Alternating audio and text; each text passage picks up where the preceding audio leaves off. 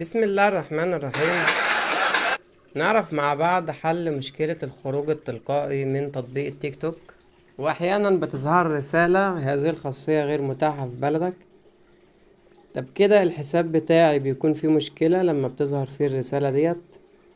لا طبعا، الحساب بتاعك مفيش فيه اي مشاكل. المشكلة ديت عامة في تطبيق التيك توك، وسببها التحديثات والاضافات اللي تطبيق التيك توك بيضيفها.